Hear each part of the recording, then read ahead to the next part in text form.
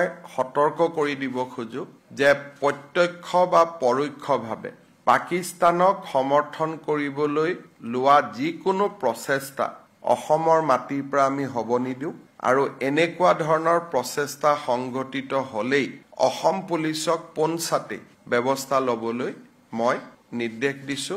আমিনুল ইছলামে আগবঢ়োৱা বক্তব্যই অসমৰ ৰাইজক ক্ষোভিত কৰিছে।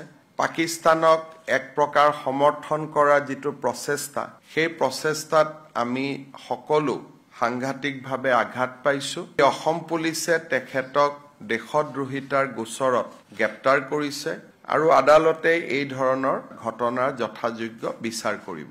আমি দেখা পাইছিলো যে কিছুমান ব্যক্তিয়ে সমগ্ৰ দেশতে যিকোনো প্ৰকাৰে পাকিস্তানৰ পৰা দৃষ্টি আঁতৰাই আনি তেওঁলোকে পাকিস্তানক প্ৰত্যক্ষ বা পৰোক্ষভাৱে সমৰ্থন কৰাৰ প্ৰৱণতা এটাও আমি দেখা পাইছো। অসমতো আমাৰ বিধায়ক আমিনুল ইছলামে আগবঢ়োৱা বক্তব্যই অসমৰ ৰাইজক ক্ষোভিত কৰিছে।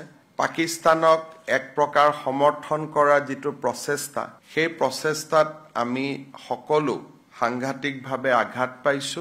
অসম পুলিচে তেখেতক দেশদ্ৰোহিতাৰ গোচৰত গ্ৰেপ্তাৰ কৰিছে আৰু আদালতে এই ধৰণৰ ঘটনাৰ যথাযোগ্য বিচাৰ কৰিব। সকলোকে বিশেষকৈ যি বিভেদকামী শক্তি ভাৰত বিৰোধী শক্তি আমাৰ দেশত সক্ৰিয় হৈ আছে তেখেতসকলক মই সতৰ্ক কৰি দিব খোজো যে প্ৰত্যক্ষ বা পৰোক্ষভাৱে পাকিস্তানক সমৰ্থন কৰিবলৈ লোৱা যিকোনো প্ৰচেষ্টা অসমৰ মাটিৰ পৰা আমি হ'ব নিদিওঁ আৰু এনেকুৱা ধৰণৰ প্ৰচেষ্টা সংঘটিত হ'লেই ছ'চিয়েল মিডিয়াৰ পোষ্ট হওক ফেচবুকৰ পোষ্ট হওক বা আন ধৰণে প্ৰত্যক্ষ বা পৰোক্ষভাৱে পাকিস্তানক সমৰ্থন কৰিবলৈ চেষ্টা কৰিলে অসম পুলিচক পোনছাতে ব্যৱস্থা ল'বলৈ মই নিৰ্দেশ দিছো আৰু অসম পুলিচে এই ক্ষেত্ৰত সক্ৰিয়তাৰে ব্যৱস্থা গ্ৰহণ কৰিব।